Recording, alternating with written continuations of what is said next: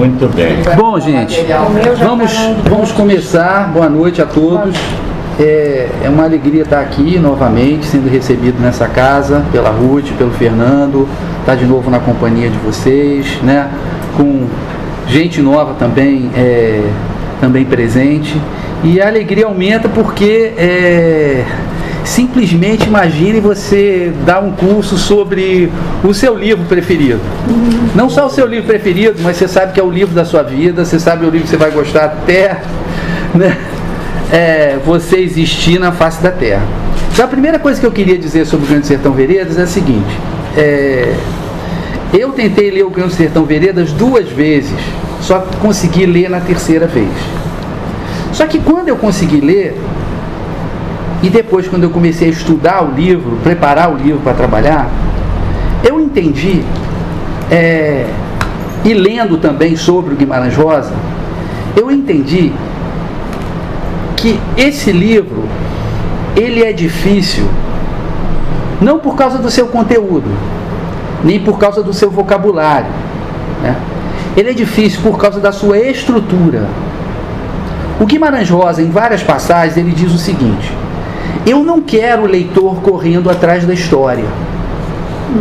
O que interessava para ele não era ser um contador de histórias, embora haja várias histórias e causos, inclusive, no livro. Ele estava interessado no conteúdo filosófico e até mesmo, quando ele diz, metafísico. A gente tem uma passagem que ele diz claramente: olha, se eu pegar os meus livros e pensar os elementos que o compõem, né, ele vai dizer, a história vale 1 ponto, mas o conteúdo metafísico vale 4. É o que vale mais para ele. Então, o que um autor que não quer que o seu leitor passe batido pelo texto e não repare, não pare para refletir, não pense, o que esse autor faz? Ele prepara uma armadilha. O Grande Sertão Veredas tem uma armadilha que eu chamo de pântano narrativo. Dependendo da edição, esse pântano narrativo tem de 80 a 120 páginas. Na minha edição tem 100 páginas. O que é esse pântano narrativo? O pântano narrativo é o seguinte: a história é contada por um velho fazendeiro chamado Riobaldo, que já foi jagunço. Um dia, sabe-se lá por quê, um doutor de passagem pelas terras de Minas, encarregado de realizar um trabalho, prospecção geológica ou qualquer coisa do gênero, enfim, ele vem com seu jipe e para na casa do Riobaldo. E o Riobaldo, esse velho fazendeiro, começa a contar a sua vida a ele, né? E a sua vida é marcada por um grande fato. A história que ele conta ao fazendeiro é a história do seu amor por Diadorim, um outro jagunço do bando, porque esse fazendeiro havia sido jagunço. E ele tem, na verdade, um remorso imenso, imenso, porque ele se acha culpado pela morte de Diadorim. A culpa é algo que está sempre presente. Os psicanalistas vão fazer uma festa. Os psicanalistas que estão aqui vão fazer uma festa. E ele, o Guimarães Rosa, imagina uma situação verossímil, que é esse senhor, já um ancião, que já se sente nas escorvas, quer dizer, que já se sente prestes a morrer, né? Que já começa a ter que ir ao médico e tal, reumatismo e parará, parará, mas que está muito bem vivinho da Silva, essa que é a verdade, né? Ele começa a contar a história para o doutor. E aí tem um detalhe delicioso. O livro é de 1956, o ano em que Juscelino Kubitschek, que era médico, né? E que tinha estudado com Guimarães Rosa e participado da tropa de Minas, da Força Pública Mineira contra a Revolução Constitucionalista, junto com Guimarães, que era amigo do peito, unha e carne com Guimarães Rosa. Juscelino Kubitschek está prometendo mundos e fundos em 56, que o Brasil vai crescer 50 anos em cima, que a capital vai para o centro do país. que o Brasil vai se tornar uma grande potência, um país desenvolvido, que o Brasil vai deixar para trás o atraso. O que isso significa? Significa que toda aquela cultura do interior, do sertão, né? Toda aquela maneira de ser, de pensar, de viver do sertanejo, o projeto é varrer isso, porque isso é atraso, isso é subdesenvolvimento, isso não vale nada. E aí o Guimarães Rosa, numa suprema ironia, publica um livro em que exatamente um sertanejo, um ex-jagunço, um homem de origem humilde, filho bastardo, filho de uma mulher que provavelmente era uma índia ou uma cabocla, ele conversa com um doutor mesmo, de título, poderoso. Só que nessa conversa, só o ex-jagunço fala, só Ariobaldo fala. É um falso diálogo. Não aparece uma fala sequer do doutor. Aparece ele se dirigindo ao doutor, sempre com muito respeito, sempre dizendo que o doutor sabe tudo, mas colocando para o doutor questões que nem o doutor, nem ninguém verdadeiramente sabe, né? Então, onde está o pântano narrativo? É que esse senhor, que é um hábil narrador, ele não conta a história para o doutor diretamente. Nas primeiras 100 páginas, o que ele faz? Ele conta a história toda fora do lugar. Ele começa a história lá na frente, exatamente para o doutor entender. O doutor somos nós. Mas por que ele faz isso? No final dessas 100 páginas, ele diz para o doutor: doutor, eu já contei tudo. Se o senhor pegar tudo que eu contei e der uma misturada, juntar lé com cré, o senhor vai ver que tudo que eu tinha para contar eu já contei.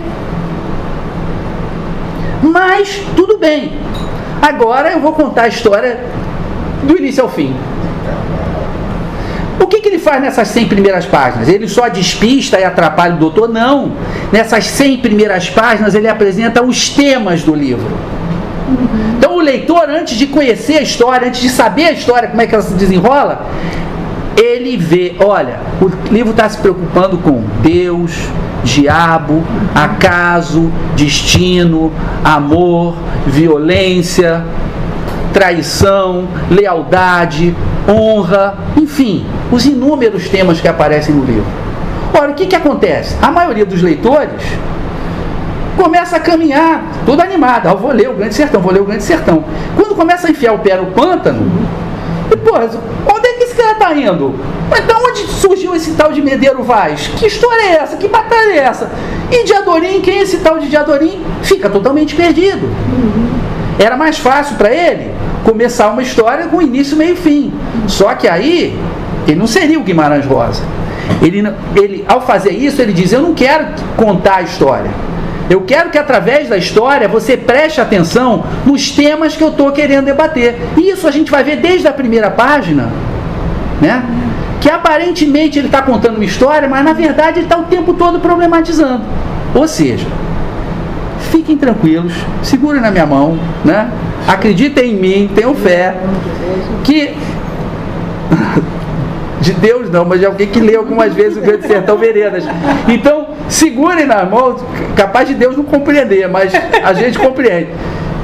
E nós vamos tranquilamente passar do pântano narrativo. Por quê? Porque eu vou, aí que tá a coisa, né? Eu vou roubar, entendeu? Onde aparecer um personagem, uma história totalmente fora do lugar, eu vou situar vocês direitinho, vocês vão saber onde está aquela história. Pronto, não tem problema. Vocês não vão ficar em nenhum momento no pântano narrativo. Mas vocês têm que saber que essa é a estrutura do livro. É essa estrutura do livro que faz muita gente dizer que o livro é difícil. Por que o pântano muda dependendo da edição? Por que o pântano muda dependendo da edição? Porque o tamanho da letra na página. Diagramação do livro. A diagramação do livro, Elisa. Só isso. Não é que alguém. Não é que tiraram os pedaços, não. Peraí, vamos lá. Dionísia, por favor. Não, é muito impressionante, porque eu acho que tudo que você está trazendo, para mim, fica reduzido a uma frase logo no começo. Ele fala assim, tudo é e não é. Sim, a gente vai chegar. Essa é a... Bem no começo. Maravilhoso. Isso é perfeito, porque isso serve para toda a literatura. Quer dizer, você está falando de uma coisa, mas não está falando só dessa coisa. Né? Aquilo é uma metáfora. Né? Eu estava, antes de começar a aula, conversando com o Fernando e a Dionísia, que são dois psicanalistas, e dizendo que eu não sei como o Freud não leu Proust. Não sei como é que o Freud achou o Proust pouco interessante. Né? Porque as primeiras páginas do Proust, quando falo de primeiras páginas, assim, um livro que tem 7 volumes, mais de 3.000 páginas, as primeiras páginas são as primeiras 40 páginas, né? As primeiras 40 páginas do Proust são edipianas. Totalmente edipianas. Sendo que o Proust também não leu Freud. Mas é a angústia de um menino para receber o acolhimento, que no caso é o beijo da mãe, né? E aí muita gente tem dificuldade para ler o Proust e fala assim, inclusive os primeiros editores, para quem não mandou o texto, os caras diziam assim, porra, mas não é possível, depois de 5 páginas não aguento mais, o cara fica falando de negócio de mãe, de beijo, de não sei o quê. Só que o Proust, naquelas 30 páginas preciosas que abrem o livro, ele também fica apresentando os temas e os personagens, da mesma maneira que o Guimarães. E tem mais, ele precisa de 30 páginas porque, ao contrário do que os adultos pensam, a questão daquele beijo noturno na mãe é de uma enorme densidade de significação psicológica para aquela criança. Entendeu? O que era a mãe para aquela criança? Ainda mais a gente sabendo, aquela criança, na verdade, se inspira bastante no Proust. O Proust era um menino muito delicado, né? Depois vai se tornar homossexual. Então, a ligação dele com a mãe era uma coisa absurda. O pai achava aquilo ridículo, falava para a mãe não ir lá dar beijo. Então, aquelas 30 primeiras páginas, elas são assim um exemplar magnífico, eu acho que muito raro na literatura, de um autor ser capaz de dar conta da densidade do sentimento infantil, de conseguir mergulhar, não, para uma criança aquilo é muito maior, né? Então esses autores espetaculares, fenomenais, né, eles têm os seus truques, né? Eles têm as suas malandragens. As primeiras 50 páginas do Proust, né, ele começa com uma coisa e ele vai terminar exatamente com a mesma coisa 50 páginas depois. Quer dizer, tem que ter fôlego para ler 50 páginas e entender que elas estão interligadas. Que aquelas 50 páginas não são a soma de vários parágrafos. Tá? Bom, eu acho que a melhor maneira é a gente, antes de passar para algumas características da obra, que estão aqui já no texto que eu distribuí para vocês, a gente mergulhar no próprio Grande Sertão Veredas. Só uma curiosidade, você falou que na terceira tentativa que você conseguiu mergulhar. Com que idade você conseguiu mergulhar? Segundo. Com 34 anos. Tá? Nossa, e num momento muito especial, estava entrando na favela, tinha muita coisa que estava mudando na minha vida, enfim. Quer dizer, porque é o que o Proust diz. Você não lê o livro te lê. Né? Então, quando você não está preparado para sofrer essa leitura que o livro vai fazer, você simplesmente bate e volta. Nonada. Tiros que o senhor ouviu foram de briga de homem não. Deus esteja. Alvejei mira em árvore, no quintal, no baixo do córrego, por meu acerto. Todo dia isso faço, gosto, desde mal em minha mocidade. Daí vieram me chamar. Causa de um bezerro branco, erroso, os olhos de nem ser, se viu, e com máscara de cachorro. Me disseram, eu não quis avistar. Mesmo que, por defeito como nasceu, arrebitado de beiços, esse figurava rindo feito pessoa. Cara de gente, cara de cão, determinaram, era o demo. Povo Prascóvio, mataram. Dono dele, nem sei quem for. Vieram emprestar minhas armas, cedi, não tenho abusões. O senhor ri certas risadas. Olha, quando é tiro de verdade, primeiro a cachorrada pega a latir, instantaneamente. Depois então se vai ver se deu mortos. O senhor tolere, isto é o sertão. Uns querem que não seja, que situado o sertão é por os campos gerais afora dentro. Eles dizem, fim de rumo, terras altas, demais do Urucuia, que seria o noroeste de Minas. Toleima, para os de Corinto e do Curvelo, então, o aqui não é dito sertão? Ah, que tem maior. Lugar sertão se divulga, é onde os pastos carecem de fechos, onde um pode torar 10, 15 léguas, ou seja, de 60, 70, 90, 100 quilômetros, sem topar com casa de morador. E onde criminoso vive seu Cristo Jesus, arredado do arroxo de autoridade. Urucuia vem dos montões oestes, mas hoje, que na beira dele tudo dá, fazendões de fazendas, ao margem de vargens de bom render, as vazantes, culturas que vão de mata em mata, madeiras de grossura, até ainda virgens dessas lá há. Os gerais correm em volta. Esses gerais são sem tamanho. Enfim, cada um que quer a prova, o senhor sabe. Pão ou pães é questão de opiniões. O sertão está em toda parte. Então, antes de comentar, deixa eu dar um breve glossário aqui. Nonada, que muita gente diz, não, Guimarães Rosa inventou uma língua que a gente vai ver que é uma bobagem total e completa, né? Nonada é uma palavra, significa coisa de só menos importância, ninharia. É como se ele estivesse dizendo para o doutor, não foi nada não, deixa para lá, não foi tiro não foi tiroteio, alguém tentando matar o outro, não, estavam matando era um bezerro, né? Então nonada, que isso, foi ninharia. Depois a gente tem erroso. Essa palavra existe na língua portuguesa? Dicionário Ais, Aurélio, em qualquer lugar que você vá, ela tem na língua portuguesa. O que acontece, Pedro Paulo? O Guimarães Rosa ele vai dizer o seguinte, eu não inventei língua nenhuma. Eu apenas usei as possibilidades da língua portuguesa. Então, ele diz, inclusive, o seguinte, Minas Gerais, sobretudo o interior de Minas Gerais, guardou por muito tempo uma língua mais arcaica, por causa da ligação com Portugal. Você sabe que Portugal segurava Minas com mão de ferro, né? Por causa do ouro, né? Dos diamantes, etc. Então ele vai usar o vocabulário tupi, mas que está incorporado à língua portuguesa. Ele vai usar palavras mais arcaicas, mas que existem na língua portuguesa, estão dicionarizadas. Você vai no Oás, ele nem fala que nonada é uma palavra arcaica. É uma palavra simples, significa. O Oás diz ninharia, insignificância, nada, coisa sem importância. Pronto. Né?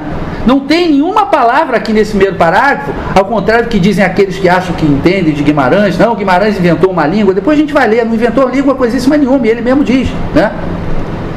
Ele usa as palavras de maneira muito criativa e usa um vocabulário muito amplo e muito rico. Ele diz que a língua portuguesa ela é muito mais rica, falada no Brasil, é muito mais rica do que a língua portuguesa de Portugal. Porque a gente teve um aporte muito maior do africano, a gente teve um aporte do indígena, né? Sem falar que, bom, os portugueses tiveram um pouquinho do africano também, mas não que nem a gente, né? Nem durante tanto tempo quanto a gente. A gente teve o cigano, a gente teve, enfim, né, o árabe através do próprio português. A língua portuguesa do Brasil é muito rica. Outro vocabulário, o bezerro branco erroso. O que é erroso? Erroso é defeituoso ou monstruoso, tá certo? Então esse bezerro ele é monstruoso porque ele nasceu com cara de gente e parecia rir, né? Então erroso significa defeituoso ou monstruoso. Depois um outro vocabulário que a gente tem é ao margem. Fazendões de fazendas ao margem de vargens de bons render. Ao margem é um prado natural, é uma pastagem, tá? E está se referindo ao que tem à beira do Urucuia. Então, vastas pastagens. E os gerais. Os gerais o que é? Os gerais são os campos do Planalto Central, certo? Então, são campos cobertos de erva ou grama, extensos e desabitados. É a região do interior, né? Plana, embora às vezes num planalto, mas desabitada, né, e só coberta de grama, sem muitas árvores, sem muita outra vegetação, tá? Então são os gerais. Agora vamos interpretar esse trecho, né? Primeira coisa que acontece é que logo que a gente entra no texto tem um nonada. Embora nonada seja uma palavra dicionarizada, ele já começa a brincadeira com a língua. O Guimarães Rosa ele diz o seguinte, olha, eu sou um amante da língua. Eu sou um amante, né? E ela vive parindo, né? Em outras palavras, ele ia transando com a língua. E como é que ele transava com a língua? Ele explorava ao máximo. Ele pega no livro dele e coloca um Big Bang no início do livro, porque o livro começa no nada. Do nada se faz a obra, né? No início não era o verbo? No início é o nada. No nada. Ele começa no nada. Então, tem um significado normal da verossimilhança, né? Que é uma coisa sem importância, porque se fosse tiro que tivesse dano em alguém, era algo importante, podia morrer alguém, óbvio, né? Mas não, foi um bezerro que o pessoal cismou, que o povo prascóvio não está dicionarizado, porque o termo é pacóvio, que significa povo ignorante, tá? Pacóvio. É o que tem mais hoje, é pacóvio, sobretudo nas redes sociais. Povo prascóvio é minha frase preferida para o Brasil de 2019. Eita, povo prascóvio, né? Votaram mal, etc, etc. Então, mas essa Prascóvio foi ele que criou ou não, em Minas existe? Não, ele criou porque o que existe é Pacóvio. Mas ele criou porque assim, é normal, né? Pedro Paulo, ao invés do pessoal falar problema, falar problema. É uma modificação muito simples que é característica da fala popular, não tem nada demais. Eu não posso te garantir que se falava isso em Minas, aí eu estaria mentindo, mas que é verossímil, né? Que é plausível, E aí ele diz o que para o doutor? Tiros que o senhor ouviu, então na primeira linha, já é ele explicando uma coisa que o doutor não sabe. Repararam? Ele diz para o doutor, não, que isso, não nada, doutor, que isso, não é nada não. Se não nada é quase um não é nada. E ele já sai explicando para o doutor. Tiros que o senhor ouviu foram de briga de homem não. Na primeira linha também, ele já coloca tiro, né? E as mortes que acontecem quando um homem atira no outro, que vai ser um tema central do livro. O livro, o tempo todo, a gente vai ter os bandos de jagunços guerreando entre si. Vai ter inúmeras mortes, certo? O tiro vai ser uma coisa central, a violência vai ser uma coisa central.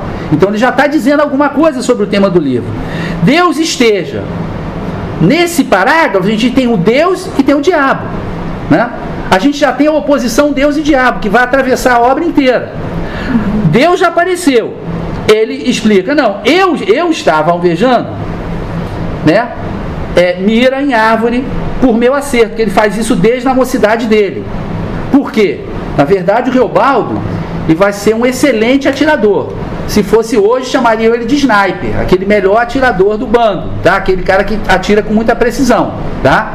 Embora não atirasse com as armas de hoje. Então ele já está falando da vida dele como jagunço. A gente não sabe, mas ele está falando disso. Que ele só se torna esse jagunço que desde que ele era jovem, muito antes dele ser jagunço, ele praticava o tiro, né? O pai dele, que não assumiu ele como pai, né? Gostava das histórias de jagunço e fez com que ele praticasse tiro. Isso depois foi precioso para ele quando ele entrou no bando, né? Aí ele vai dizer, por que vieram me chamar? Por causa de um bezerro, o povo, um bezerro erroso, defeituoso, ele não quer avistar. Então aqui a gente já tem a primeira contradição. Ele diz o quê? Que ele não acredita nesse negócio que o bezerro fosse encarnação do demo. Mas ele não quer olhar. Então Reobaldo é esse homem, ele é perfeito literariamente, porque é esse homem que está eternamente oscilando entre uma coisa e outra. Está eternamente em dúvida, né? E essa ambiguidade vai estar sempre presente. E aí ele fala, não, isso é coisa desse povo prascóvio. Eles pediram a minha arma, eu dei. Eu nem sei quem era o dono do bezerro, se vai dar problema, se não vai, matar o bezerro do cara, mas eu dei. É o povo prascóvio, isso quer o quê? Né? Eu cedi, eu não tenho abusões, ou seja, eu não me acho melhor do que o povo. Outra contradição, ele se acha assim. Porque ele diz que o povo é prascóvio, né? E ele não é. Ele diz que o povo acredita no diabo e ele não acredita. Tá certo? Agora, por política, diplomacia, ele empresta as armas. Então tá tudo bem. Aí ele vem, o senhor ri certas risadas. Quando ele fala que o povo é prascóvio, que acredita no diabo e tal, o doutor relaxa, né? E resolve rir, né? Rir do quê? desses caipiras, desses sertanejos, desse povo prascóvio lá do interior. Eu vou rir deles, vou achar graça. Aí ele diz assim, o senhor ri sertagizado, ou seja, olha lá, doutor, a história que eu estou lhe contando não é para rir, não. Não é para isso. Não é para isso que o senhor está me escutando. Porque ele vai prender o doutor, ele vai dizer, doutor, esse doutor chega de jipe na segunda-feira, convidado aqui em casa é pelo menos 3 dias. Então a história que a gente vai ler foi narrada de segunda até quinta-feira. E o doutor ficou lá ouvindo de noite. Teoricamente é isso. Em nenhum momento tem uma fala do doutor. Né? Ele dá a entender, então o senhor concorda, né, doutor? Poxa, eu sabia, né? O senhor é um homem tão inteligente. Olha que ironia, né? Olha que ironia. Para nós, leitores, a complexidade desse mundo. E aí ele diz, olha, eu entendo disso. Quando é tiro de verdade, ou seja, que está tentando matar alguém, o que acontece? Primeiro tem um tiro. Depois a cachorrada pega a latir instantaneamente. E depois vai se ver se tem mortos. Aí eles também já estão se apresentando. Olha, desse assunto de matar e morrer atirando, eu conheço. Certo, doutor? O senhor não conhece nada. É como se nesse primeiro parágrafo ele dissesse, doutor, o senhor não sabe nada. Tá? O senhor vai ouvir a história porque o senhor não conhece nada. Né? Aí diz, o senhor tolere, né, esse negócio de diabo, esse negócio de bezerro erroso, né? A gente vai ver que o Riobaldo, o diabo anda do lado dele praticamente o tempo todo, e Deus também, cada um do lado, né? Mas ele de início dá a entender o doutor que ele não acredita no diabo, né? Não, diabo nada disso. Bom, aí ele vai dizer que é o sertão, que o lugar onde eles estão é o sertão. Aí começa a disputa. Não, uns dizem que aqui não é o sertão, que sertão é mais para o norte, né? Que Minas é da seguinte maneira, de Belo Horizonte para o norte é que a gente vai tendo os lugares menos habitados, até chegar no interior, Montes Claros, o sertão propriamente dito, tá? Que era essa região interiorana praticamente dedicada à criação de gado. Então, para uns, o sertão era muito mais longe de onde ele estava. Mas para outros que moravam mais ao sul, no Corinto e no Curvelo, ali onde ele estava já era sertão. Ou seja, ele anuncia uma outra coisa fundamental no romance. Notem, não tem nada de inverossímil um velho sertanejo falar isso. Mas se a gente souber ler literariamente, o que esse velho sertanejo está dizendo é o seguinte: como definir as coisas? Como dizer aonde fica o sertão? Para uns o sertão é mais ao norte, para outros aqui já é o sertão. E aí ele diz, depende do quê? Do ponto de vista, porque para o pessoal de Corinto e Curvelo, aqui já é o sertão. E tem gente daqui que já acha que o sertão é só mais em cima. Pão ou pães é questão de opiniões. Não só de opiniões, mas de perspectiva. E aí quando a gente acha que está só essa conversa sobre o sertão, o bezerro, o tiro, o Deus, o diabo, ele solta a bomba. O sertão está em toda parte. Faz sentido essa frase do ponto de vista realista? Claro que não. E aí ele avisa para o leitor que prestar boa atenção. Olha só, esse sertão aí que eu estou contando para você, ele existe em todo lugar. Esse sertão é a condição humana. Por acaso, nesse contexto, nesse lugar que eu vou chamar de sertão, né? Mas o sertão está em toda parte. Essa frase não faz nem menor sentido geográfico. O sertão está em toda parte. Mas como assim o sertão está em toda parte? Nem a Antártida é sertão? O Polo Norte é sertão? Não é. Então, aqui ele coloca o seu contrabando metafísico. Estão percebendo qual é o mecanismo? Nesse pequeno parágrafo a gente tem o mecanismo do livro todo. E vou fazer isso o livro todo. A história, a dinâmica, os temas, a metafísica, as oposições, as ambiguidades, o relativismo, tudo isso vai estar no livro todo, tá? Vamos continuar. Esse toleima que ele fala aqui, o que é um lugar ou é uma palavra? É uma palavra. É o mesmo que tolice. É besteira, toleima, entendeu? Tá. Do demo, não gloso. Senhor, pergunte aos moradores. Em falso receio, desfalam no nome dele. Dizem só, o que diga, vote é cruz credo. É bem nordestino. Não. Mineiro. Quem muito se evita, se convive. Sentença num Aristides, o que existe no Buritizal I desta minha mão direita, chamado a vereda da Vaca Mansa de Santa Rita. Todo mundo crê. Ele não pode passar em 3 lugares designados, porque então a gente escuta um chorinho atrás e uma vozinha que avisando: eu já vou, que é o capiroto, o que diga. E um Gisé Simplício. Quem qualquer daqui jura que ele tem um capeta em casa, miúdo satanazinho, preso, obrigado a ajudar em toda a ganância que executa. Razão que o Simplício se empresa em vias de completar de rico. Apre. Por isso dizem também que a besta para ele rupeia, né? Que no caso é refuga. Então o cavalo e outros animais refugam. Nega de banda, não deixando quando ele quer amontar. Superstição. Gisé Simplício e Aristides mesmo estão se engordando de assim não ouvir. Agora o senhor estude. Agora mesmo, nestes dias de época, tem gente por falando que o diabo próprio parou de passagem no André Quisser. Um moço de fora teria aparecido. E lá se louvou que para aqui vir, normal, a cavalo de um dia e meio, ele era capaz que só com uns 20 minutos bastava, porque costeava o Rio do Chico, São Francisco, pelas cabeceiras. Ou também, quem sabe, sem ofensas, não terá sido, por um exemplo, até mesmo o senhor quem se anunciou assim, quando passou por lá, por prazido divertimento engraçado, né, para brincar com os caipiras? Não me dê crime, sei que não foi. E mal eu não quis. Só que uma pergunta em hora, às vezes clareia a razão de paz. Mas o senhor entenda, o tal moço Ciá quis mangar, pois que despontar o rio pela nascente será a mesma coisa que um se redobrar nos internos deste nosso estado nosso, custando viagem de uns 3 meses.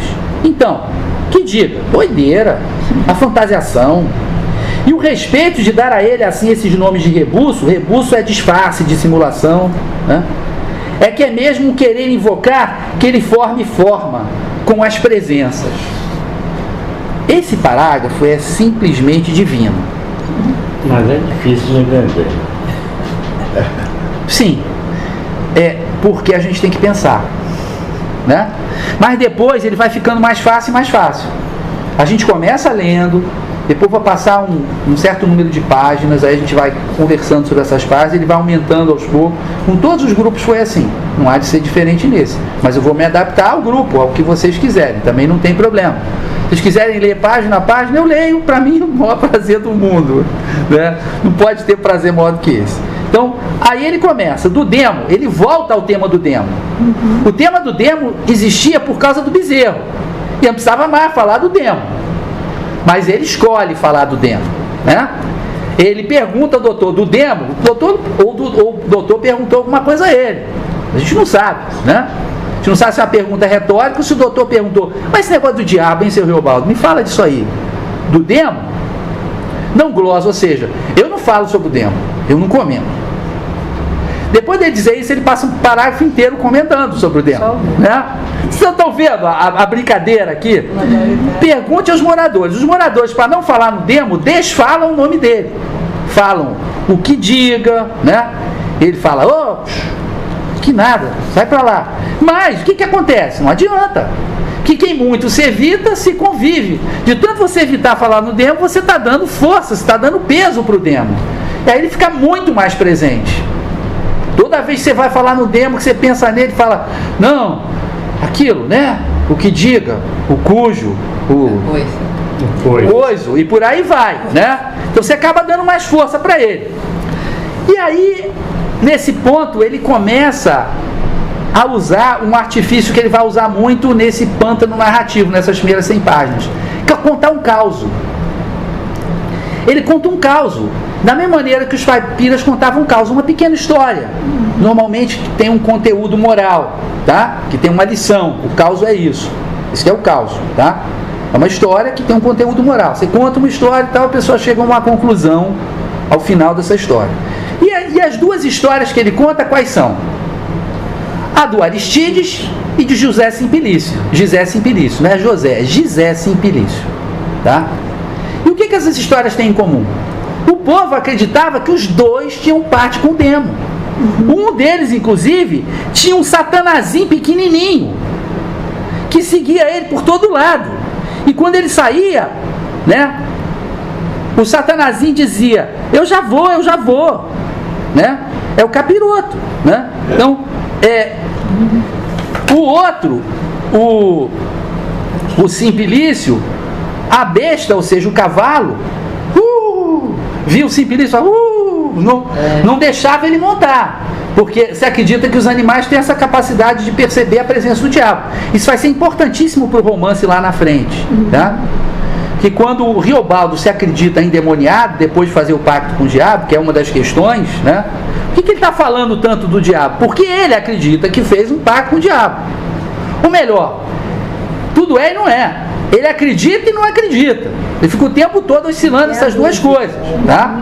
De qualquer maneira, se ele chegasse a uma conclusão definitiva de que o diabo não existia, para ele seria um enorme alívio. Porque é esse pacto com o diabo que faz, tendo feito ou não, mas essa tentativa de pacto com o diabo que existe, que vai fazer ele mudar o seu comportamento e que vai levar ele a agir de uma tal maneira que o seu grande amor vai morrer, que é Diadorim. Morre por culpa dele, tá? Sem dúvida, na minha opinião, tá? Então aqui ele volta para o tema do diabo e, sem querer, a linguagem, aprenda o seguinte: Guimarães Rosa não coloca um ponto, não coloca uma vírgula, não coloca uma palavra sem intenção, tá? Não coloca uma. E eu vou provar isso aqui. Ele diz assim: quem muito serviço se convive, sentença no Aristides, tarará, tarará, todo mundo crê. Aqui ele não falou mais no povo Prascóvio. Todo mundo crê, inclui ele, né? Você pode dizer: não, mas é uma maneira de falar, tá, é uma maneira de falar, mas quando ele quis se diferenciar do povo, ele se diferenciou. Será que ele não escorregou aqui, que ele também crê?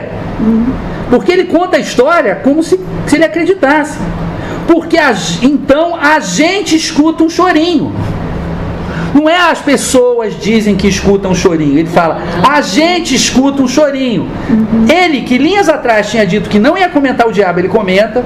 Ele, que no parágrafo anterior tinha dito que ele não acredita no diabo, mostra que ele acredita. Então você viu que o livro já está mergulhado num verdadeiro tiroteio, mas não é de bala, é de concepções, de ideias. Bom, só que depois disso tudo, ele fala: superstição. Ele renega, ele fala que nem a besta que rupeia, ele também rupeia. Ele fala: não, mas isso aí é superstição. Ele conta em detalhe, diz que a gente, né, aceita isso, mas ele diz, e isso é fundamental, que os dois, o José Simplício e o Aristides, estão se engordando, que é uma questão muito importante para ele, que existe uma relação entre o diabo e o enriquecimento. Isso está muito claro no livro todo. Está muito claro no livro todo. Inclusive, uma maneira de resumir o Grande Sertão Veredas foi um homem que fez um pacto não com o diabo, mas com o poder. Ele trocou o amor pelo dinheiro, pela posição. Certo? E ele, até hoje, não se conforma com isso. Então, é um livro de culpa, de remorso. Essa fala, né, é vista talvez por esse narrador, por esse senhor, como a última oportunidade que ele tem de relatar e reviver, mais do que relatar, reviver a sua vida, para dizer aonde eu errei. Ele sabe onde errou. Ele sabe onde errou. Tanto que quando ele conta, ele fica de novo desesperado. Eu creio que todo mundo sabe, né, que Diadorim, o jagunço companheiro porque ele se apaixona, na verdade é uma mulher. O jagunço é o jagunço, mas quando ele morre e ele vê a mulher do Hermógenes, que seria do inimigo, chama ele para ver a moça nua, né? E ele percebe que é o corpo de uma mulher. Não era mais uma mulher, era o corpo de uma mulher. A mulher já tinha. E a mulher não tinha existido para ele, o que existiu foi o jagunço, né? Mas quando ele conta essa história, né, ele só conta essa história no final. Ele jamais anuncia essa história antes para o doutor. Porque diz para o doutor que ele queria que o doutor experimentasse exatamente as etapas pelas quais ele passou, que nem a vida dele. Então ele podia contar e dizer assim, não, na minha vida aconteceu uma grande tragédia, eu vou contar para o senhor. Não, ele não conta isso. Ele vai contando, né? O doutor só no final, ele pede desculpas ao doutor, mas dizendo, doutor, eu precisava contar dessa forma. Porque ele conta como se ele estivesse revivendo aquilo. Por isso ele não adianta a história de Diadorim. Ele não adianta o fato de Diadorim ser mulher. Ele dá algumas pistas, tem alguns autores que acham, né? Ele sonha com o Diadorim passando por debaixo do arco-íris. A Diadorim tem mãos muito delicadas, faces muito delicadas, uma voz, não sei o que. Diadorim sabe dançar, tem uma opção de coisa, né? Mas não necessariamente a gente chegava à conclusão. E aí ele pergunta ao doutor, se o doutor também não andou. Aí ele elabora uma hipótese. Teve um sujeito que disse que tinha chegado, né? Que tinha dado uma volta lá que durava 1 dia e meio, que tinha dado essa volta em alguns minutos. E aí, das duas, uma, ou era o Demo, ou foi um senhor da cidade, um menino da cidade, um rapaz da cidade, que quis tirar onda com os caipiras, né? E ele perguntou, não foi o senhor, doutor? Será que foi o senhor? Aí disse assim, não, doutor, calma, não. Típico, né? Ele fala e depois ele volta atrás. Não, eu não vou maldar isso, achar que o senhor ia chegar e fazer uma coisa dessa, uma brincadeira de mau gosto com o povo, né? O senhor não ia fazer, né? E aí ele diz, então, que diga doideira, a fantasiação, ou seja, para mim essa coisa de diabo não existe. Ele nega. Ele mesmo, né, dá o veneno que o morde, porque ele diz assim, quem muito evita, se convive. E é o que ele está fazendo com o doutor. Ele está dizendo para o doutor, não, o diabo não existe, eu não acredito no diabo. O doutor, se for inteligente, fala assim, o homem é obcecado com o diabo. Obcecado. Eu sentei aqui, ele só fala diabo. O bezerro é diabo, o cara que passou por lá disse que tinha dado a volta é diabo, os 2 vizinhos dele são diabo, tudo é o diabo. Pô, em 2 parágrafos, né? Quantas menções ao diabo a gente tem? E ele continua no mesmo tema. Não seja. Eu, pessoalmente, quase que já perdi nele a crença, mercês a Deus. Então ele não acredita e agora ele quase perdeu a crença. Olha só. É o que ao Senhor lhe digo, a puridade. Sei que é bem estabelecido, que graça nos santos evangelhos. Em ocasião, conversei com um rapaz seminarista, muito condizente, conferindo no livro de rezas e revestido de paramenta, com uma vara de Maria Preta na mão. Proseou que ia adjutorar o padre, para extrair o cujo do corpo vivo de uma velha, na Cachoeira dos Bois. Ele ia com o vigário do Campo Redondo. Me concebo. O senhor não é como eu? Não, acreditei, patavim. Compadre meu Quelemem descreve, que era kardecista, descreve que o que revela efeito são os baixos espíritos descarnados de terceira, fuzoando nas piores trevas e com ânsias de se travarem com os viventes, dão encosto. Compadre meu Quelemem é quem muito me consola, Quelemem de Góis. Mas ele tem de morar longe daqui, na de Jujã, vereda do Buriti Pardo, Arres. Me deixe lá que, em endemoniamento ou com encosto, o senhor mesmo deverá de ter conhecido diversos homens e mulheres. Pois não, sim? Por mim, tantos vi que aprendi. Rincha mãe, sangue do outro, o muitos beiços, o rasga embaixo, faca fria, o fancho bode, um trecisiano, o azinhavre, o Hermógenes. Deles, punhadão. Se eu pudesse esquecer tantos nomes, não sou amansador de cavalos. E mesmo quem de si, de ser jagunço, se entrete, já é por alguma competência entrante do demônio. Será não? Será? Gente, a gente fica assim, né? A gente fica assim, balançando eternamente para cá e diz assim, não, eu quase que perdi a crença no diabo. Bom, quem quase que perdeu a crença já acreditou e ainda continua acreditando um pouquinho, não é? Então agora ele já chegou a uma outra posição. Tem a posição acredito, a posição não acredito e a posição quase não acredito. Já é uma terceira, não é nem uma dualidade, né? Já é uma trindade. Aí ele diz assim, não, eu não acredito, mas olha só, o diabo está nos evangelhos. Será que a Bíblia está errada?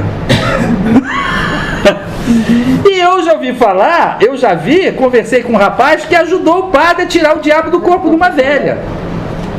Mas o senhor não é como eu não acredito, eu acredito no Otavinho, não acredito mesmo, de jeito nenhum, não acredito, né? É que tem aquele marido que nega adultério, não, de jeito nenhum, não fiz isso, não, isso ela está mentindo, eu não fiz, né? Bom, e que é o compadre Quelemen, acho que é bom adiantar. Quando morre de Adorim, Riobaldo fica desesperado. E ele encontra um antigo chefe e amigo chamado Zé Bebelo, que é uma das personagens mais fantásticas do livro. Zé Bebelo desistiu de ser político, desistiu de ser chefe de jagunço e resolveu ser comerciante. Zé Bebelo é um cara sempre muito animado e tal. É uma das minhas personagens preferidas. E o Zé Bebelo é amigo de Riobaldo e vê que Riobaldo está muito mal, muito mal. E o que ele faz? Ele diz: Riobaldo, está aqui uma carta para um amigo meu chamado Quelemen de Góes. Vai lá falar com ele. O Quelemen de Góes é um fazendeiro, né? Um pequeno fazendeiro, nem parece ser um grande fazendeiro. Mas ele era kardecista, espírita kardecista. E é provavelmente para o Quelemen de Góes, e aí é um mecanismo muito próximo da psicanálise, esse de contar a história, de tentar pensar o significado dela. Ele vai contar toda a sua história para o Quelemen de Góes. Eu fui culpado, não fui, o diabo, eu fiz o pacto com o diabo, eu não fui, fiz, eu agi bem, não agi bem, qual é a minha vida, parará. E o Quelemen de Góes vai dar a primeira amarrada no significado da vida do Riobaldo, uma amarrada suficiente para ele poder se recompor, tá? E ele se recompõe e casa com uma moça rica, fazendeira, dona de fazenda, né? Depois ele herda as fazendas do pai, que nunca tinha reconhecido ele como filho, mas quando sabe que ele tinha sido chefe de jagunço importante, manda para ele as 2 melhores fazendas dele. Então, o Quelemen vai ser essa figura. Agora, o que é interessante? O interessante é que ele aceita as explicações do Quelemen, mas não adota como verdade. Ele adota como uma possibilidade de explicação. De qualquer maneira, o fato de ter uma explicação, a gente sabe que assim funciona a religião, né? A religião, ela não funciona explicando tudo, né? Mas ela funciona prometendo que tudo, alguma hora, de algum jeito, vai ter uma explicação, para a gente ficar mais calmo. Não, você ainda não viu, mas você vai ver, continua lendo a Bíblia, continua frequentando, continua vindo aqui, continua vindo no centro. Alguma hora você vai entender isso tudo e você vai se acalmar e vai conseguir segurar essa onda, tá? Então é isso, esse papel que o Quelemen de Góes tem para o Riobaldo, ou seja, um papel importantíssimo. Mas a gente vai ver que muitas vezes ele cita a opinião do Quelemen de Góes com maior destaque, né? Mas vai dizer, bom, mas na verdade e tal coisa. Ou seja, vai apontar a insuficiência daquela explicação, né? Não vai ser a religião que vai explicar nada aqui, né? Ela está presente como um meio de acalmar o Riobaldo, mas ela não vai explicar, não vai ser explicação suficiente para ele, né? E aí ele vem com outra, ele diz, doutor, o senhor é que nem eu, né? O senhor não acredita nesse negócio de diabo. Mas logo, no mesmo parágrafo, diz assim, mas o senhor não conheceu, deve ter conhecido várias pessoas com endemoniamento ou com encosto. Aí ele já faz a brincadeira. O Quelemen diz, isso não é o diabo, isso é o encosto de um espírito. Essa é a explicação, um espírito baixo, que vem lá das trevas. Aí ele já coloca depois endemoniamento ou encosto como quase sinônimos. Não é mesmo, é a mesma coisa, é demônio mesmo, né? E aí o senhor não conheceu diversos homens e mulheres? E ele diz, eu conheci. Quer dizer, sendo endemoniamento ou encosto, eu conheci. Essa realidade existe. Então vocês veem que jogo fantástico de afirmação, de negação, de reflexão, de dúvida, de ambiguidade que ele desenvolve nesses 3 primeiros parágrafos, tá? Vamos parar aqui para fazer um intervalinho, que eu sei que isso aqui cansa, depois a gente vai voltar com o material que eu preparei, que está mais didático, e se a gente depois de terminar de ler o material tiver tempo, a gente volta para o Grande Sertão, tá? Tá. Desculpa, esse material de apoio, você vai, ao longo dos encontros você vai continuar mandando alguma coisa? Não, no começo é muito mais. Depois você acha que a gente vai... Não, mas eu vou trazer outras coisas, vou trazer em literatura que a gente chama, você fez literatura, fortuna crítica, né? Que são as contribuições dos autores, Antônio Cândido e muitos outros, né, que interpretaram o Grande Sertão. Então eu vou trazendo isso aos pouquinhos, né? Mas isso não tem pressa, né? Vamos primeiro ao que é mais básico. Só deixando gravado aqui e relembrando uma pergunta que o Pedro Paulo fez, talvez a mais importante. Eu falei, mas no final da parte passada talvez vocês já estivessem cansados, então é bom repetir. Como é que nós vamos fazer? Primeiro, vocês vão acostumar com o ritmo, com os temas, com a maneira de narrar, né, do autor. Isso deve durar, além da aula de hoje, mais umas 2 ou pelo menos mais 2 aulas ou 3, depende de vocês. Eu vou perguntar a vocês, vocês vão me dizer, isso não tem importância. Depois disso eu vou começar a passar um certo número de páginas. De início, 5 páginas do meu livro. Eu vou ter que marcar o parágrafo, né? E vocês vão marcar no livro de vocês. 5 páginas no meu, que eu não sei quantas vão equivaler no de vocês. Pode ser mais, pode ser menos, depende da diagramação, tá? Então, quando eu marcar essas 5 páginas, de início, que depois a gente vai chegar a marcar até 12 páginas, tá? A aula vai se dar da seguinte maneira: cada um vai eleger um trecho, ou mais de um trecho, e vai dizer, eu quero ler esse trecho aqui. Ou para vocês comentarem o trecho, ou para vocês colocarem questões sobre o texto, pedirem esclarecimento, seja lá o que for. Então vai ser uma roda de interpretações, tá? E óbvio, eu vou fazendo comentário em cima e a partir daí a gente vai discutir aquele trecho, ok? Então vai ser assim. Vamos lá. Uma curiosidade, por que você execrou a última edição? Para ninguém comprar a última edição? Não, eu não execrei. A única edição que eu execro é a da Nova Aguilar, aquela de obras completas. Aquilo tem erros criminosos. Faltam parágrafos, repetem-se linhas.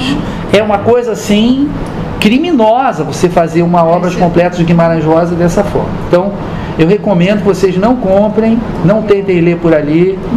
Sinceramente, não sei se melhorou, mas era assim. Bom, a edição atual que fizeram,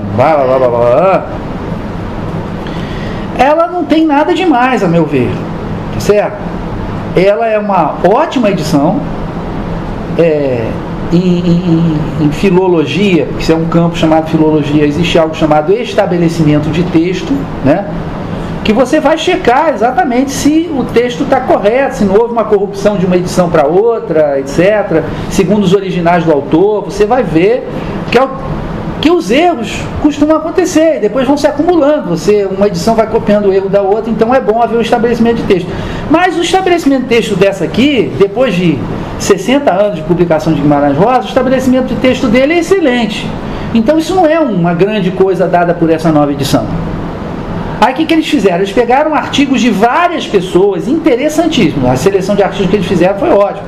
Do Davi Arrigucci, da USP e outros, e colocaram no livro, certo? Como uma introdução ali? Como uma fortuna crítica de apoio para você, além do livro, você poder ler aquilo ali e entender um pouco mais, tá? Não é nada demais. Muitos desses textos estão na internet. São fáceis de encontrar, né? Então, o que você vende como uma edição poderosa... o que seria uma baita de uma edição? Que tivesse vocabulário, por exemplo. Que tivesse o glossário do Guimarães.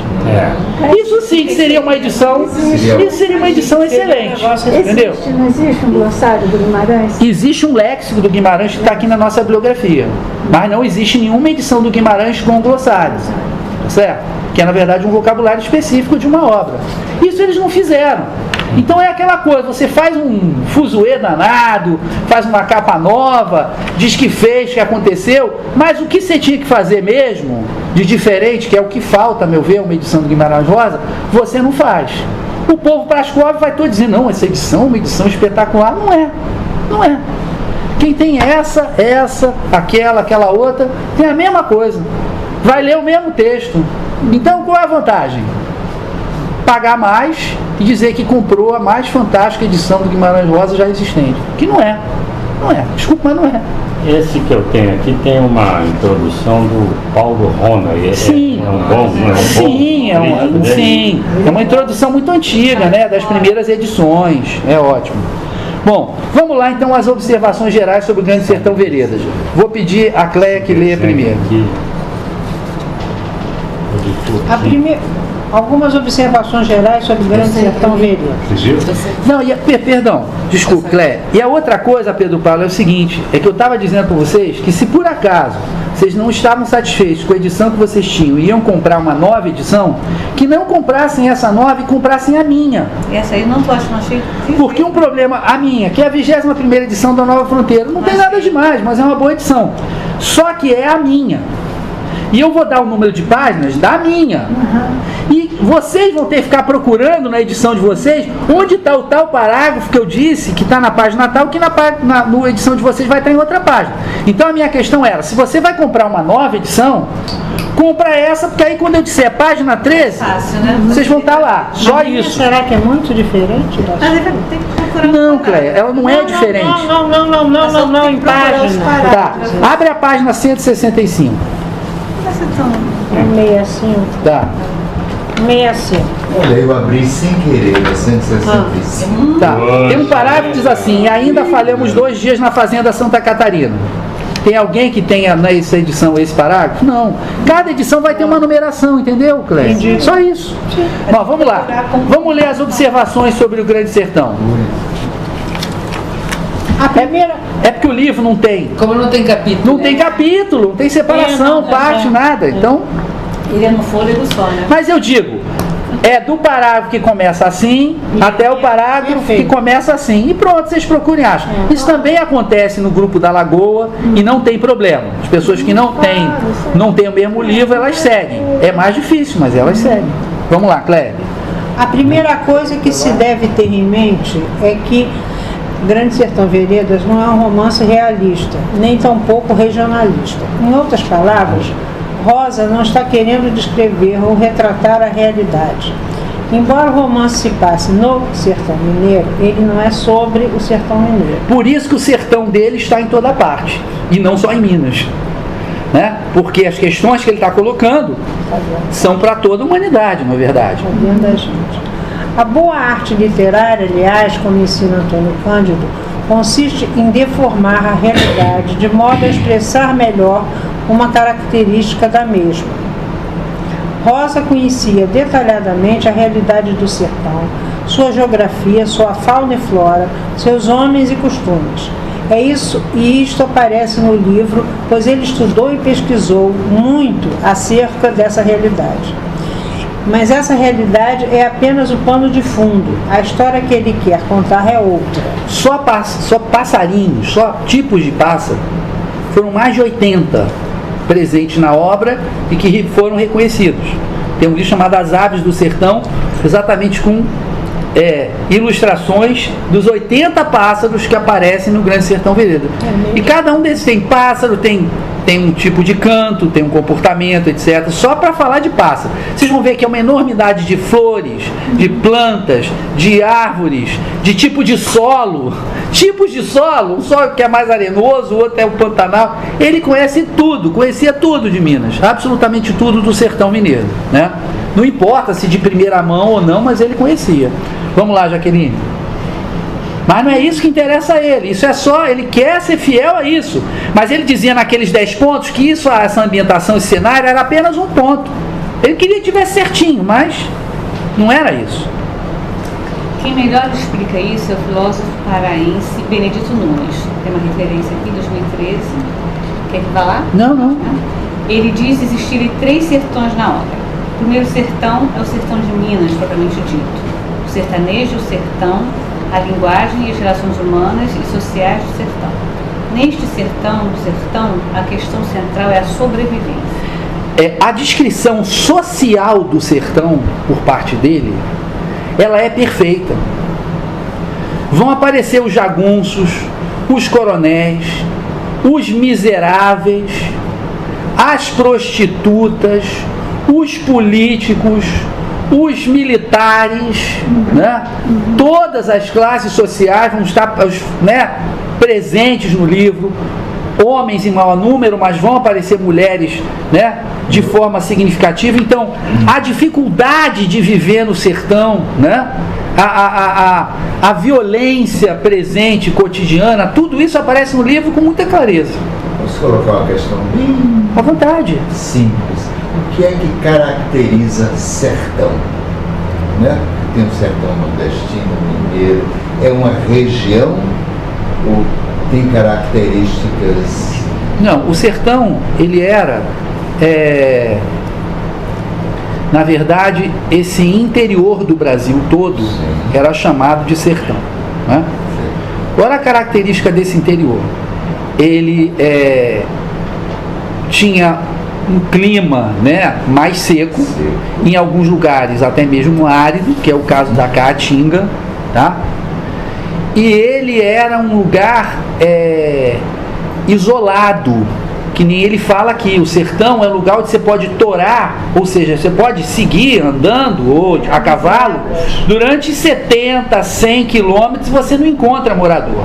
Então a característica é solidão. Sim, a característica desse interior era, portanto, de uma baixíssima densidade demográfica, pouquíssima existência de escravos, praticamente inexistência, né?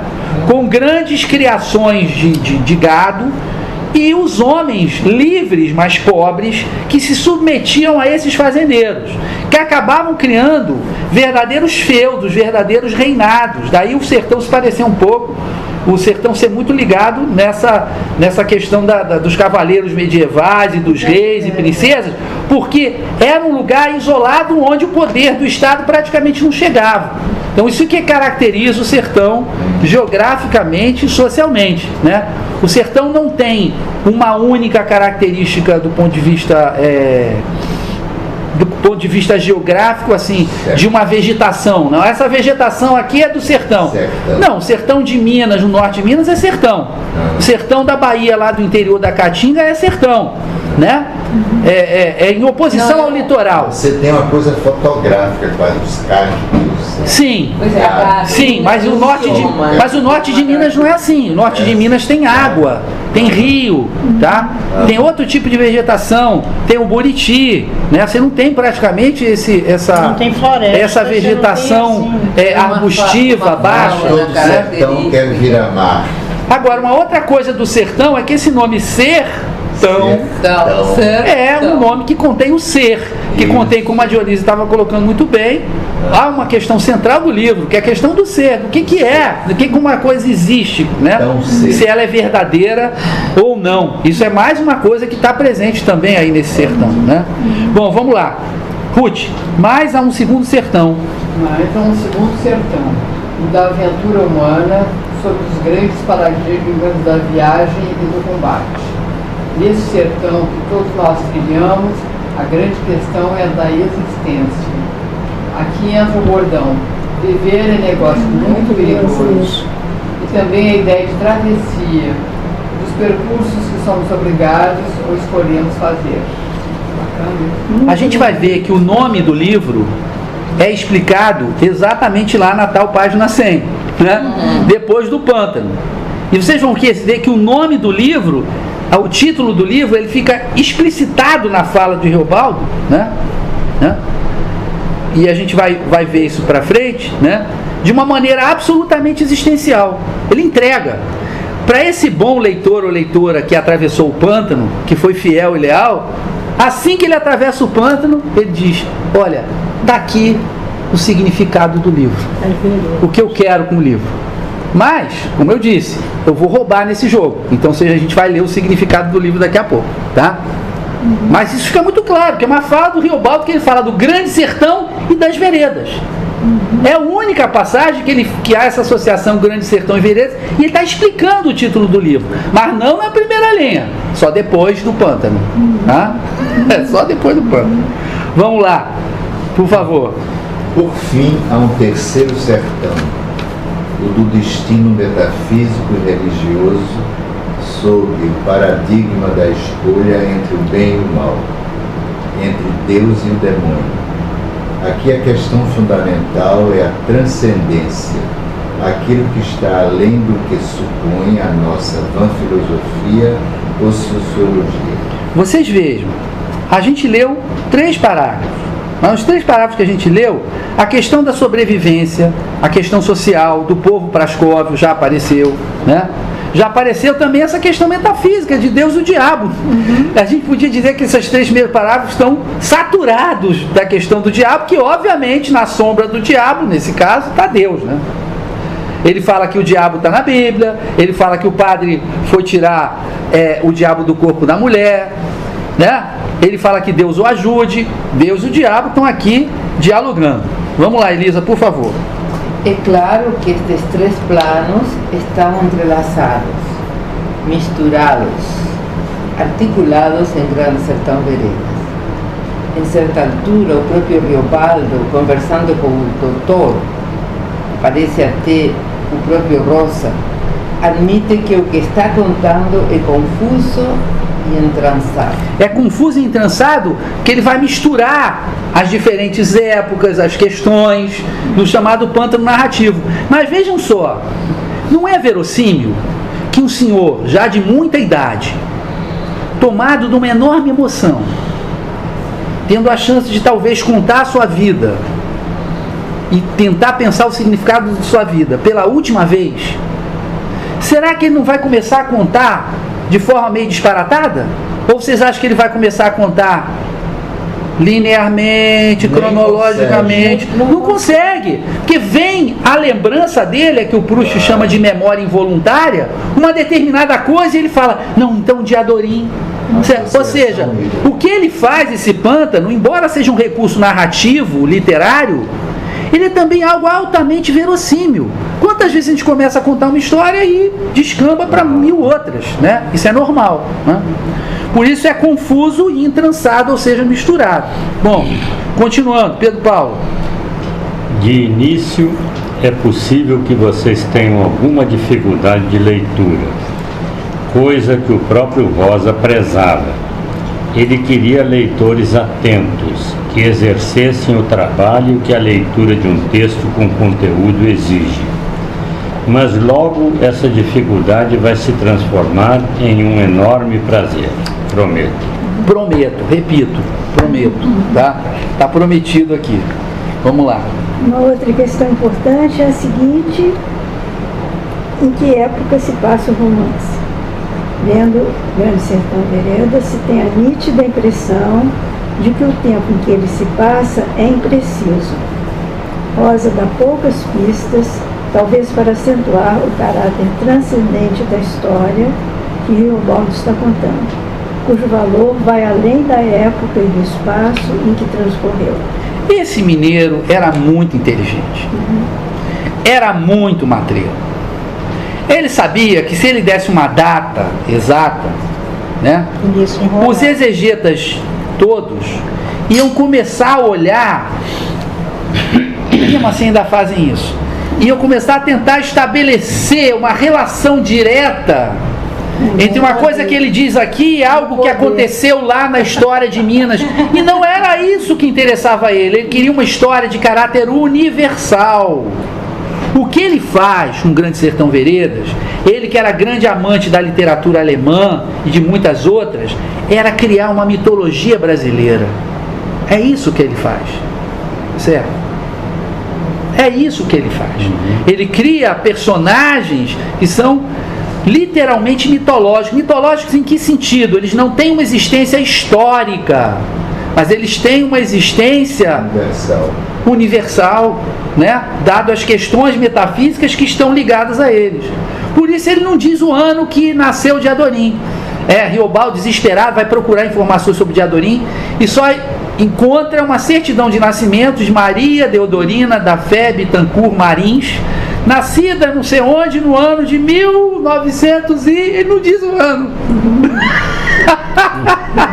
Sensacional! Sensacional, né? Mas pelo menos ele disse que foi em 1900 alguma coisa, né? Então ele evita, mas ele está dando a dica para o leitor: olha, eu não estou colocando propositalmente, tá? O leitor inteligente percebe o que ele está querendo fazer, né?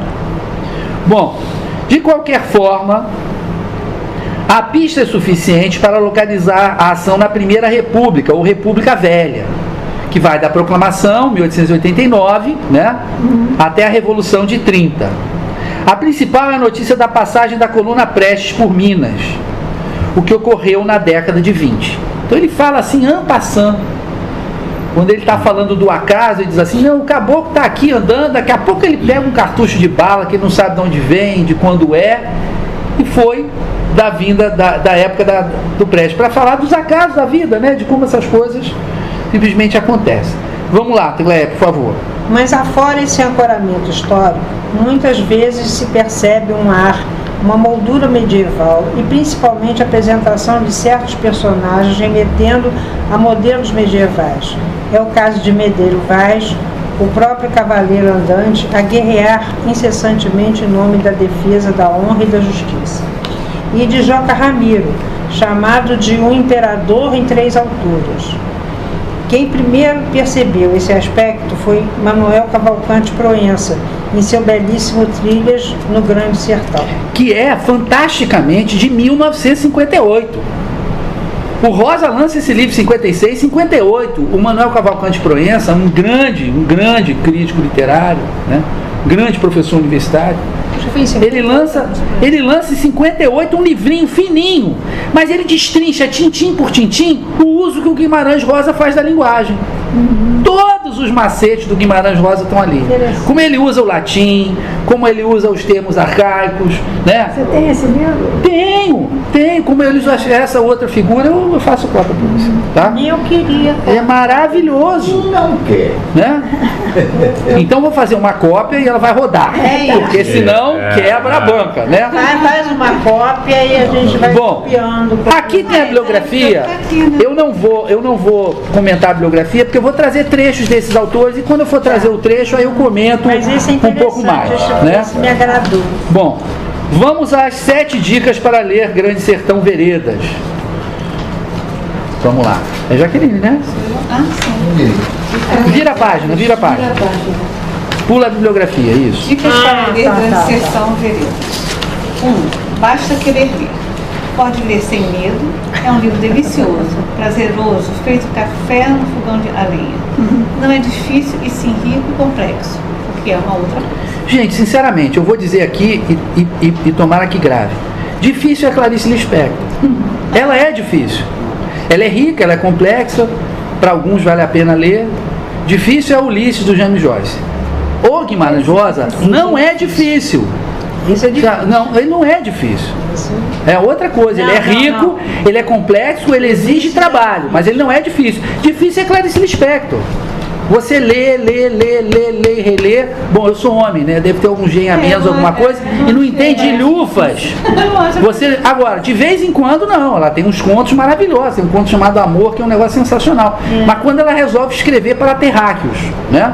Porque às vezes ela escreve para seres do outro planeta, que obviamente tem muita gente que idolatra. Ou são muito mais inteligentes que eu, muito mais capazes de ler do que eu, ou então estão querendo tirar onda, porque eu sei, eu adoro a Clarice é ótima, ela é genial. Ou a pessoa lê, não entende e acha ótimo do mesmo jeito. Eu não sei. Isso pra mim é difícil, tá certo? Vocês estão vendo o seguinte, o Guimarães exige trabalho, mas trabalhando, ele é difícil? Não. O que ele diz é incompreensível? Não. Ele tem umas palavras aqui e ali, mas pelo contexto a gente pesca as palavras, então não tem nada, não tem uma dificuldade absurda para ler o Guimarães Rosa. Dificuldade a gente ter tempo, a gente poder se dedicar, né? Isso aqui é um tesouro que não tem dificuldade. Agora, ele criou sim um obstáculo para o leitor para ir apresentando os temas dele. Agora, não, o leitor agora já aprendeu a pensar, a refletir. Agora eu vou contar a história. Tudo bem, posso contar a história para você. E no meio do contar a história, ele volta para aquelas questões, mas de uma maneira mais espaçada. Ele conta mais a história. Tem mais personagens, tem o romance, tem a paixão enorme do Riobaldo por Diadorim. Toda vez que Diadorim entra no livro, é um negócio assim, é uma primavera, é uma coisa assim maravilhosa, é uma hierofania. Mas, quer dizer, a gente vai ter esses divertimentos todos mais para frente. Tem muito neologismo também. Sim, tem. Mas em sua maioria são coisas compreensíveis. A gente viu desfalar, no nome do diabo. É um neologismo, mas qual a dificuldade? Mas isso é muito mineiro de falar. Sim, mas não tem dificuldade. Então vamos continuar. O livro não é dividido em capítulos. É uma espécie de longa conversa entre um ex-jagunço, agora fazendeiro, e um doutor cuja fala nunca aparece. Mas tem uma manha. No início, o narrador conta tudo de forma embaralhada, sem ordem cronológica. Tenha paciência que logo depois a história vai ficar mais alinhada e, portanto, mais fácil de ler. É só para a gente sedimentar tudo que a gente tem falado. Vamos lá, Fernando. Olha, o que calhou para você ler, Fernando? Olha só que beleza. Que maravilha. Olha como o acaso, entendeu? Olha como começa. É generoso, olha só. Que coisa linda. Nem o sertanejo não tem a pressa.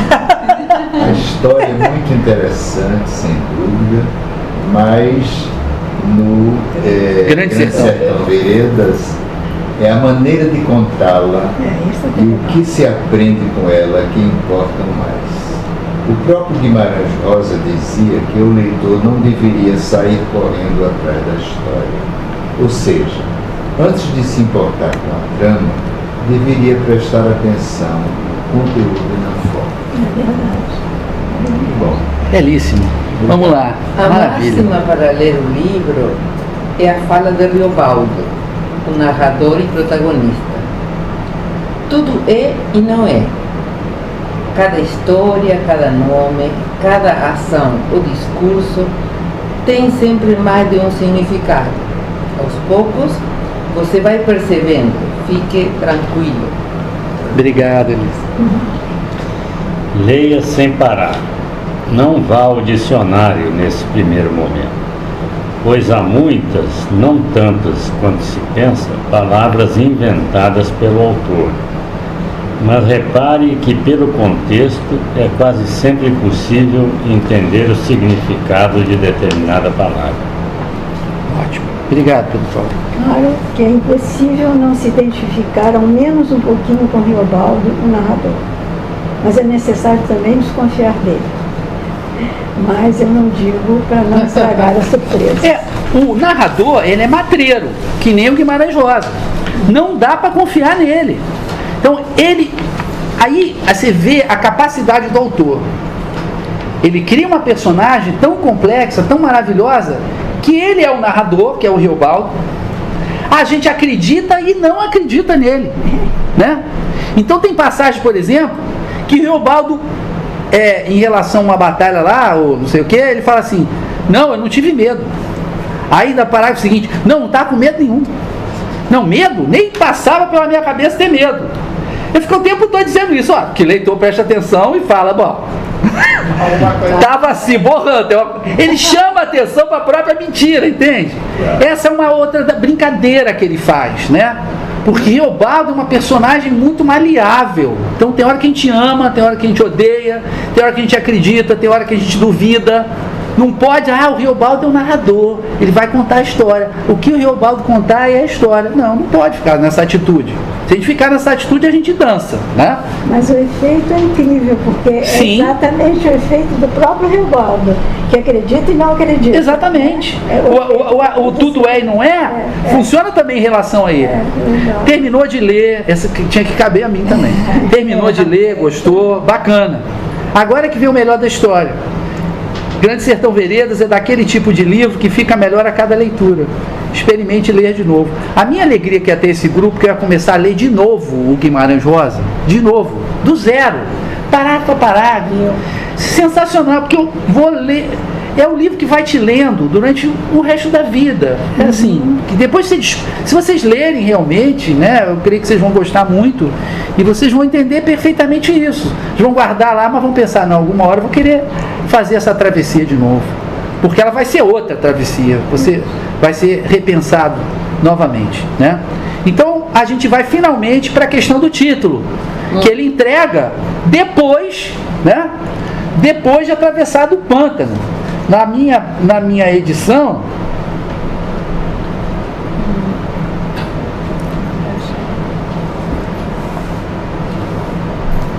a minha edição é mais ou menos no decorrer da página 100. por aí. Mas vamos lá. Por favor, Cléia. Por que Grande Sertão Veredas se chama assim? A primeira pista está nos 2 pontos. Deve ser lido de forma pausada, feito samba, com breque. Grande Sertão Veredas. A maioria das pessoas lê errado. Lê Grande Sertão Veredas.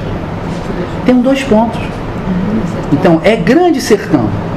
O sertão é grande. Veredas.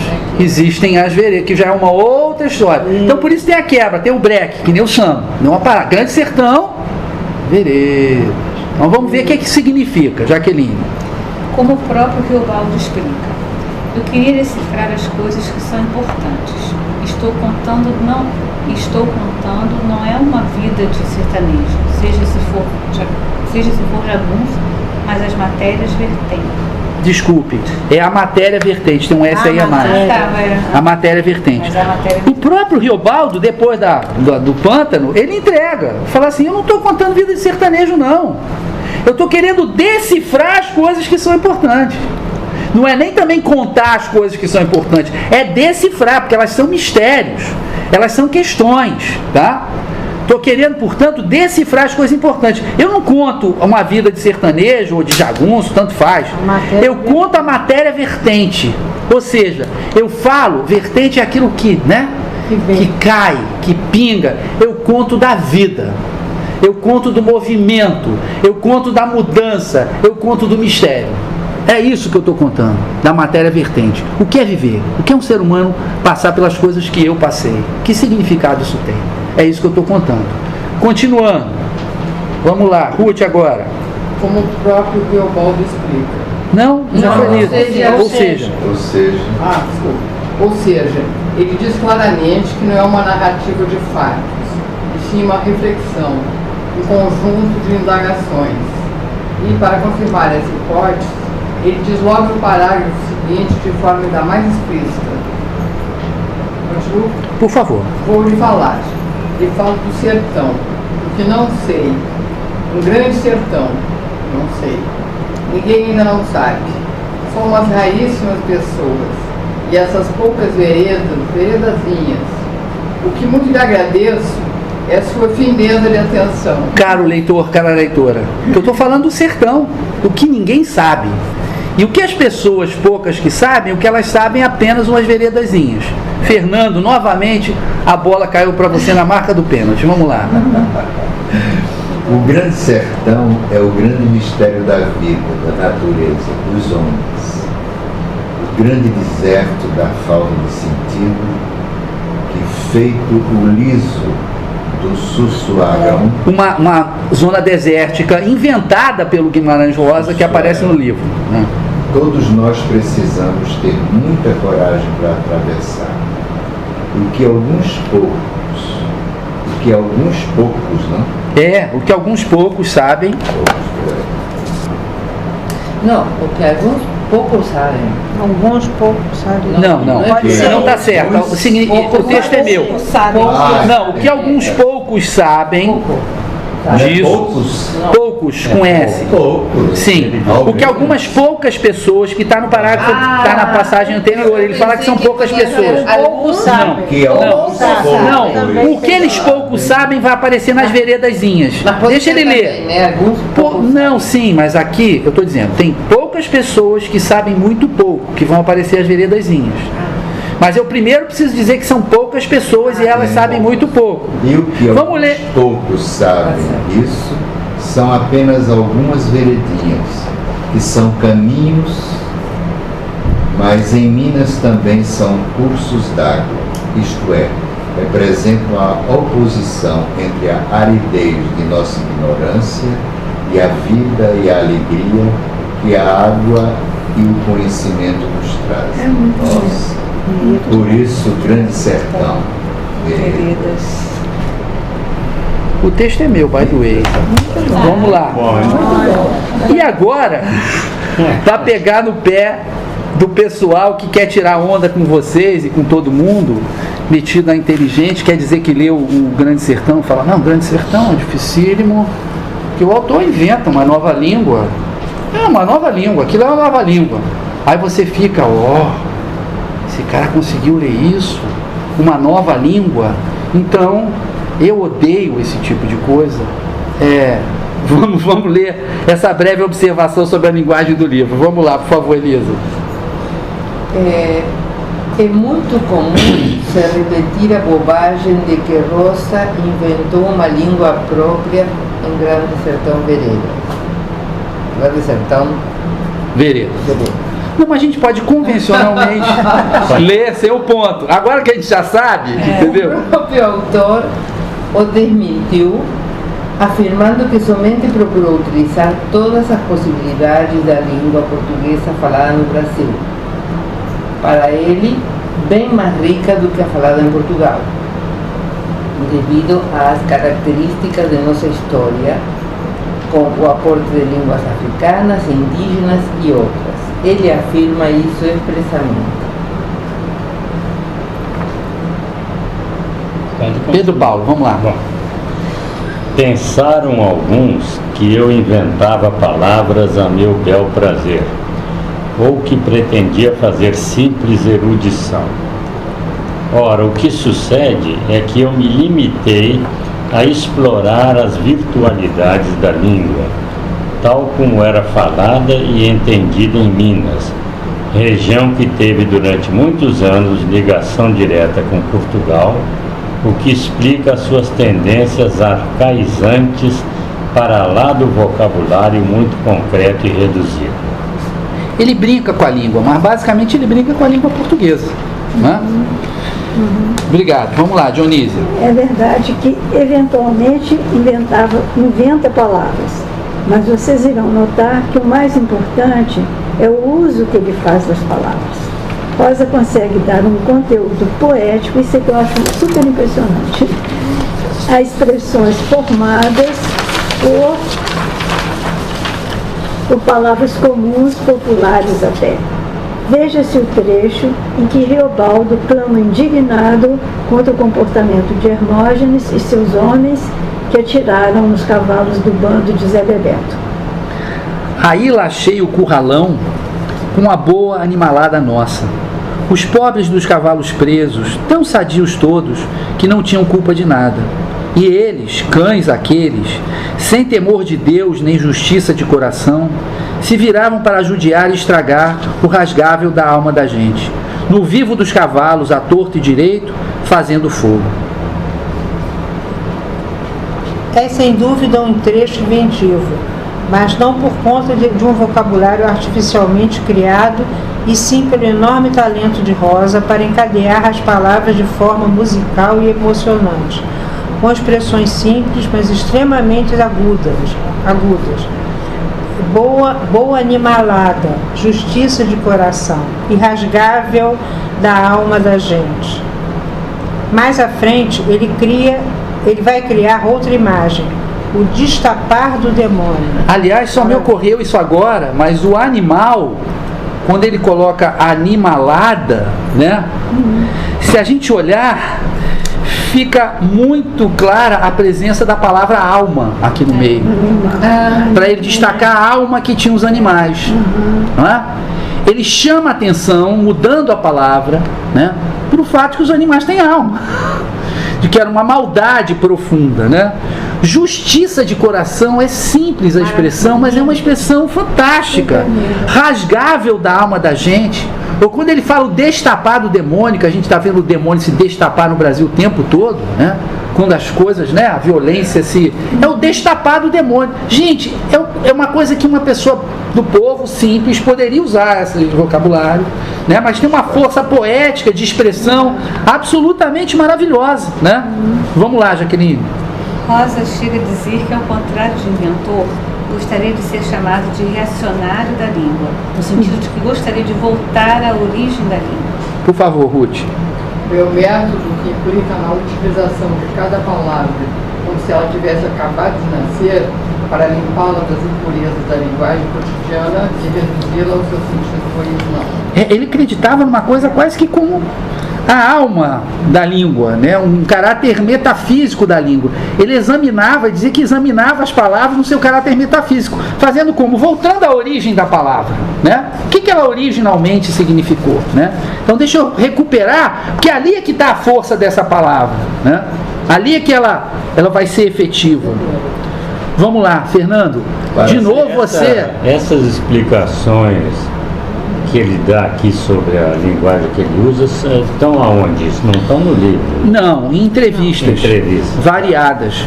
Tá. Infelizmente o Rosa nunca escreveu nenhum texto sobre a arte dele, sobre a arte poética dele, nada, mas ele deu várias entrevistas, então eu peguei dessas entrevistas. Tá bom. Para fechar, Fernando, de novo. Para terminar com a discussão, se Rosa tivesse realmente inventado outra língua para escrever Grande Sertão Veredas, nós precisaríamos de um tradutor para ler o livro. Vocês podem perguntar a esses espertalhões que dizem, não, eu li, mas é um negócio difícil, porque ele inventa uma língua, inventa... Assim.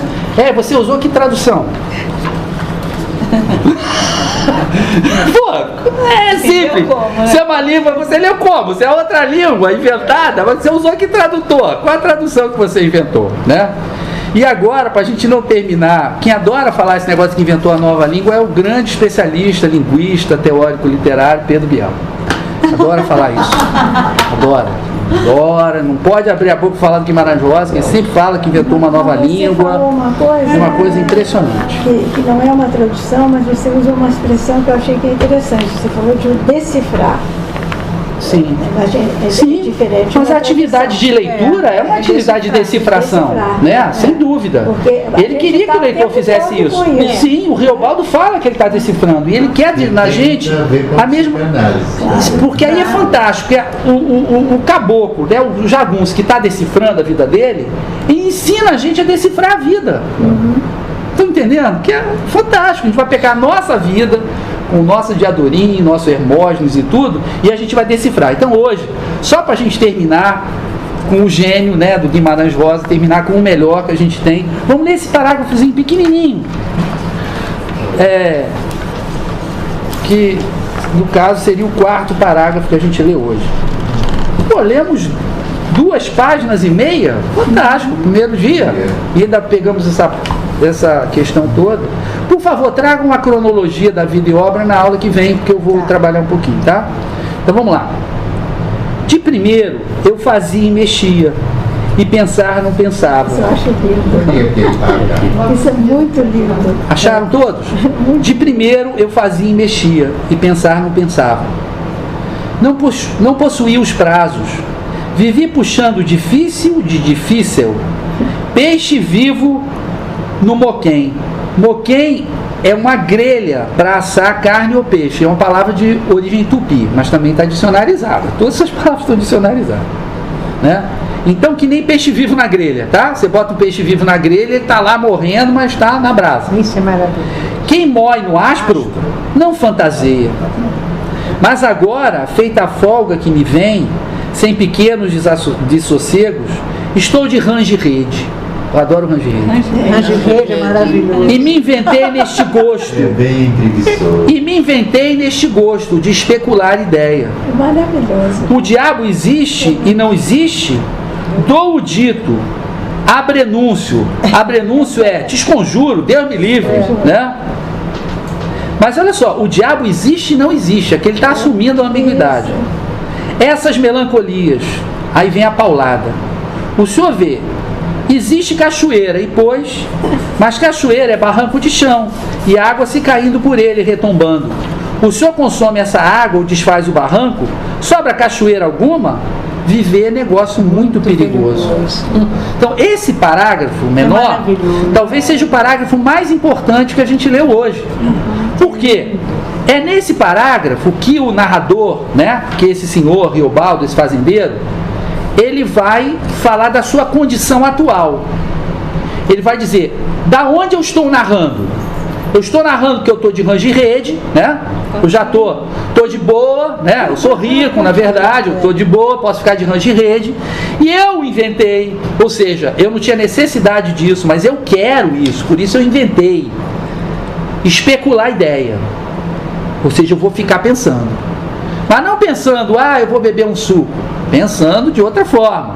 Por isso é especular a ideia, tá? Um pensamento que não é instrumental necessário.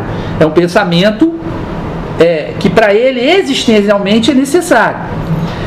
Ele antes não podia fazer isso. Ele nasceu pobre, né? Ele nasceu um filho abandonado pelo pai, um filho bastardo, morando com a mãe lá no interior do interior do interior, né? Ele vivia puxando difícil de difícil. Um peixe vivo no moquém, ou seja, ele estava na brasa, ele tinha que fazer alguma coisa para sair dali, senão ia se queimar, né?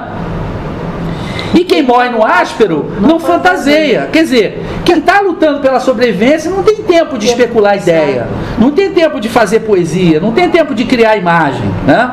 Então ele fazia e mexia, mas ele não podia pensar. Ele mostra a passagem de pobre para rico. Ele mostra a condição dele, da condição de quem tinha que lutar pela vida para quem tem a vida resolvida, né? E aí ele pergunta ao doutor, diabo existe e não existe? E aí é fantástico. Que olha só, essa pergunta tem 6 palavras. Mas a densidade filosófica dela é que ele está perguntando para o doutor, olha doutor, até agora eu venho oscilando. Eu venho dizendo, hora que o diabo existe, hora que o diabo não existe. Hora que eu acredito nele, hora que eu não acredito nele, hora que eu quase deixo de acreditar nele. Mas doutor, existe uma outra possibilidade. E se o diabo, ao mesmo tempo, existir e não existir? Por que você está dizendo essa frase? O diabo existe e não existe? Porque ele não está dizendo o diabo existe ou não existe. Ele está dizendo o diabo existe e não existe? Ou seja, aonde está o real? Aonde eu vou me apoiar? Por quê? A cachoeira, né? Que a resposta dos empiristas, né, ingleses à questão da existência do real, ela passava pelo sensível, tá? Então ela dizia assim, quer ver? As coisas existem, existe a realidade. The proof of the pudding is in the eating. O pudim existe. Pega um pedaço, come, não está doce, não é pudim. Então a realidade existe ou não existe, né? Só que aí o Guimarães Rosa, que é um heraclitiano assim fantástico, se eu tivesse formação em filosofia eu ia escrever Heráclito e Guimarães Rosa, irmãos. Eu já tenho até o título, mas não tenho capacidade para isso. Ele diz assim, a cachoeira existe, a cachoeira é o real? Tá, tira aquela água, cadê a cachoeira? Ou seja, está tudo mudando o tempo todo. Aonde eu me agarro? Aonde eu me apoio?